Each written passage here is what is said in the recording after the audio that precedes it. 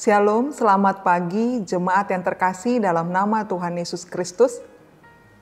Sebelum kita menjalani akan aktivitas kita pada hari ini, kita akan menerima firman Tuhan yang menjadi pedoman dalam kehidupan kita. Tapi sebelum itu, mari kita memohon pengertian dan juga pertolongan dari Tuhan. Kita berdoa.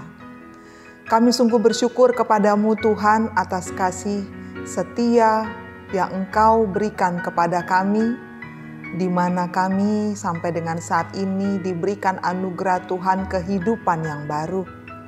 Engkau telah menjaga dan melindungi kami di sepanjang hari-hari kami yang lalu, bahkan dalam istirahat kami semalam. Terima kasih Tuhan atas perlindungan-Mu. Dan sebelum kami menjalani segala aktivitas kami sepanjang hari ini, kami memohon kiranya Tuhan menolong kami, memberikan akan petunjuk ataupun pedoman hidup kepada kami dengan firman-Mu, supaya kami dapat tahu apa yang harus kami lakukan dan katakan sebagai anak-anak-Mu. Biarlah Roh Kudus membimbing kami, memberikan kami pengertian, juga damai sejahtera, agar kami mengerti dan menerima firman-Mu dengan baik. Dalam nama Yesus kami memohon dan bersyukur kepadamu. Amin. Jemaat terkasih dalam nama Tuhan Yesus Kristus, firman Tuhan yang akan kita renungkan pada hari ini, yaitu hari Rabu tanggal 22 September tahun 2021, terambil dari 2 Timotius pasal 2 ayat 15. 2 Timotius pasal 2 ayat 15, demikian bunyinya. Usahakanlah supaya engkau layak di hadapan Allah sebagai seorang pekerja yang tidak usah malu, yang berterus terang memberitakan perkataan kebenaran itu. Sekali lagi, usahakanlah supaya engkau layak di hadapan Allah sebagai seorang pekerja yang tidak usah malu, yang berterus terang memberitakan perkataan kebenaran itu. Demikian firman Tuhan. Jemaat terkasih dalam nama Tuhan Yesus Kristus, biasanya kalau kita sedang memasarkan sebuah produk, pasti kita akan menjadi orang yang secara tidak langsung tidak jujur ataupun melebih-lebihkan akan produk itu. Sebagai contoh, saya sering ke pasar, ya. Terlebih saya tipikal orang yang suka dengan barang-barang yang menarik, yang bagus, ataupun yang pantas atau cocok untuk saya pakai. Mau itu yang bermerek ataupun yang tidak bermerek. Mau itu yang baru ataupun yang sudah second. Suatu kali saya pergi berjalan ke sebuah pasar yang menjual akan produk yang bekas atau second. Orang Batak biasanya mengenal pasar ini sebagai pasar monja. Banyak barang ditawarkan di sana. Tapi si pembeli harus cermat memilih akan barang-barang yang berkualitas masih baik atau layak pakai. Kadangkala si penjual ataupun pedagang ini marah bila mana kita terlalu memeriksa akan barang tersebut. Sebagai contoh pakaian yang saya pakai ini. Akan marah, gak usah lihat-lihat sebegitu detailnya. Kalau mau ambil, ambil saja katanya. Itu barangnya bagus semua kok. Sudah diperiksa semua. Sudah diteliti, gak ada yang rusak, gak ada yang cacat. Si pembeli ini atau konsumen ini percaya, misalnya seperti saya percaya dengan perkataan si penjual itu. Sehingga saya memilih untuk tidak memeriksanya. Saya mengambil sesuatu ataupun pakaian yang saya sukai, saya hitung lalu saya bayar dan saya bawa pulang ke rumah. Ketika di rumah ternyata pakaian itu beberapa ada yang sudah cacat. Memang tidak begitu nampak oleh mata. Tapi ada beberapa yang sepertinya harus saya perbaiki ke tukang jahit. Dan ini tentunya harus menambah kocek saya. Jemaat terkasih dalam nama Tuhan Yesus Kristus, memang itu adalah barang second. Tentu kita tidak bisa mengharapkan barang second ataupun monja tersebut sebagai barang yang begitu sempurna seperti yang baru. Tapi bukan itu yang mau kita bicarakan ataupun ilustrasi ini. Tapi bagaimana keterus-terangan ataupun kejujuran seseorang, baik itu seorang penjual, pedagang, ataupun siapapun kita, untuk berkata tentang sesuatu hal terlebih kebenaran.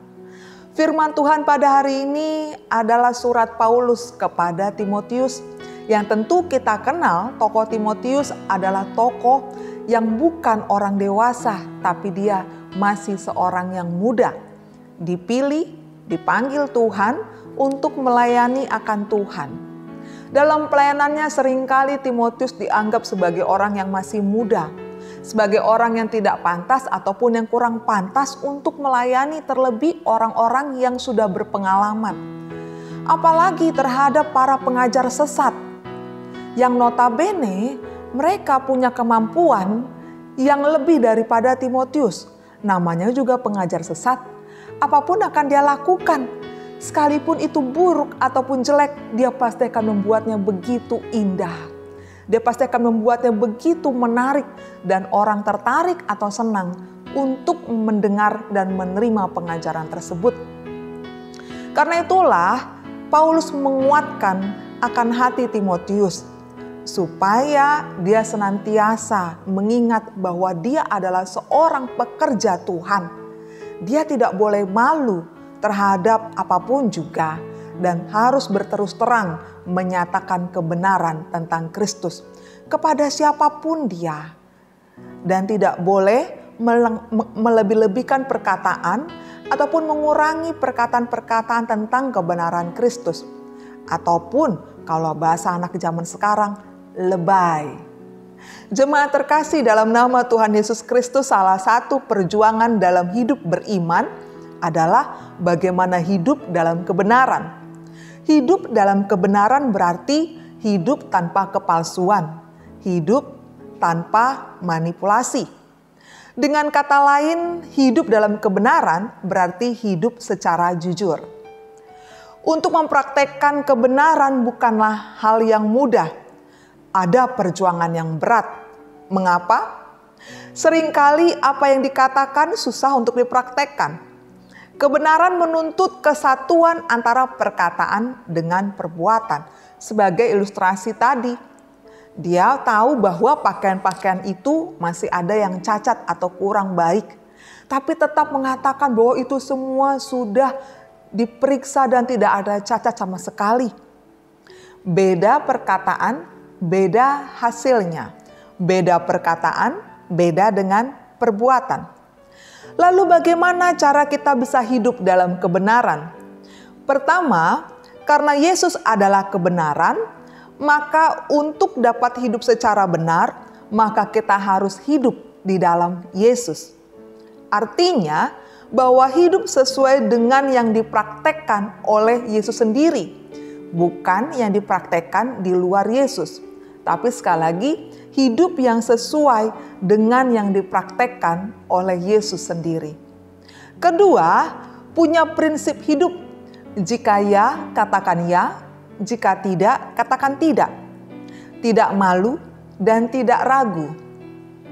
Punya prinsip hidup mengandaikan ada penilaian yang jujur dan dari diri pribadi kita.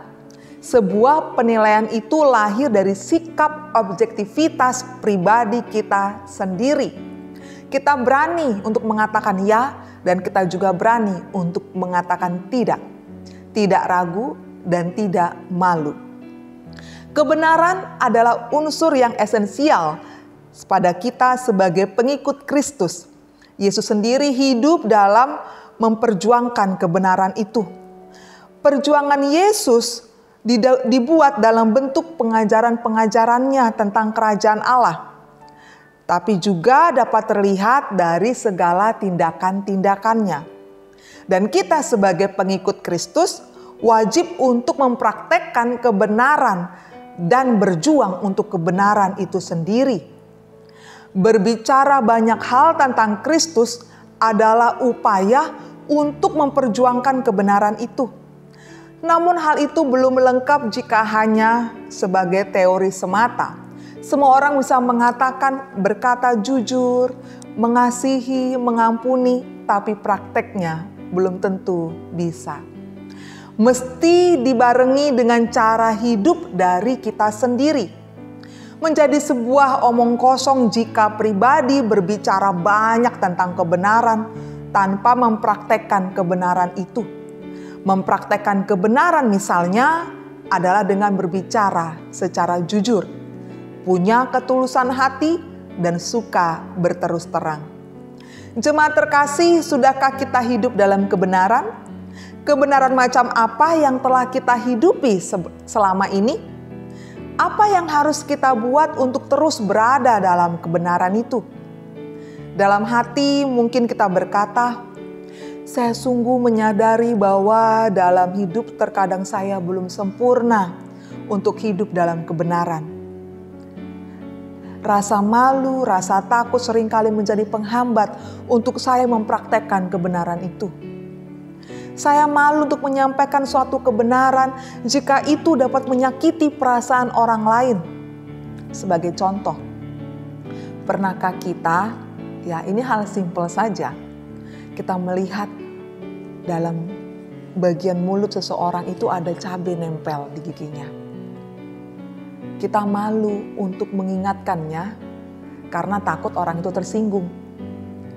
Tapi dia berkata banyak kepada banyak orang tanpa dia menyadari ada cabai di giginya. Sehingga timbul atau ada satu anak mengatakan, Kak, di gigimu ada cabai. Tentu orang itu akan malu mengetahui kebenaran ada cabai di giginya. Tapi dia bersyukur karena dia tidak mempermalukan dirinya lebih dalam lagi. Nah, kita sering menunda atau menghambat kebenaran itu, mengatakan kebenaran karena takut menyinggung perasaan orang lain.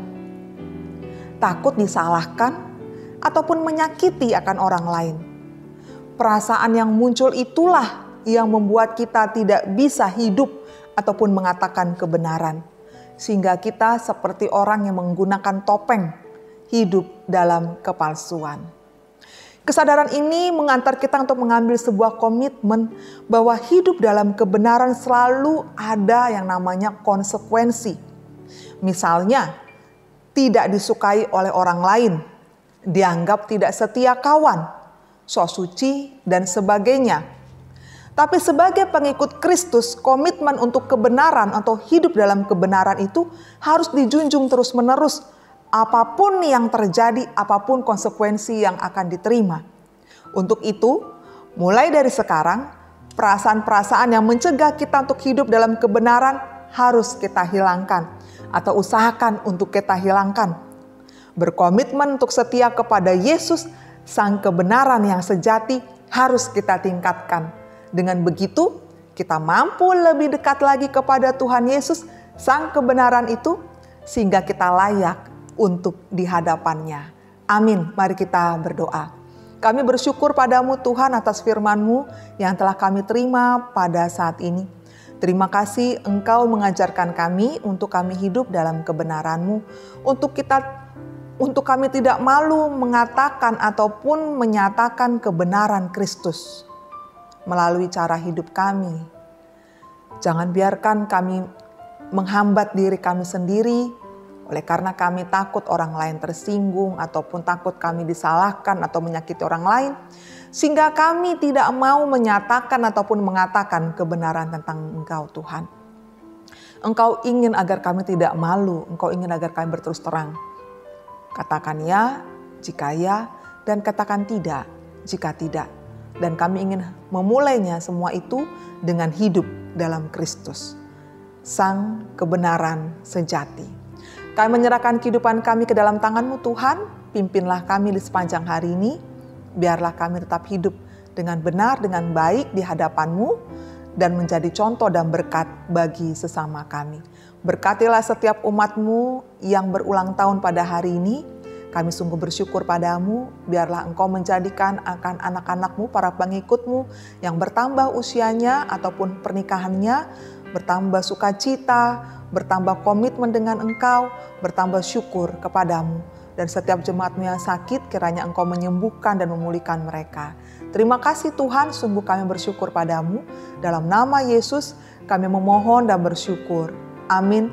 Kasih karunia dari Tuhan Yesus Kristus dan anugerah dari Allah Bapa dan persekutuan dari Roh Kudus kiranya menyertai kamu sekalian.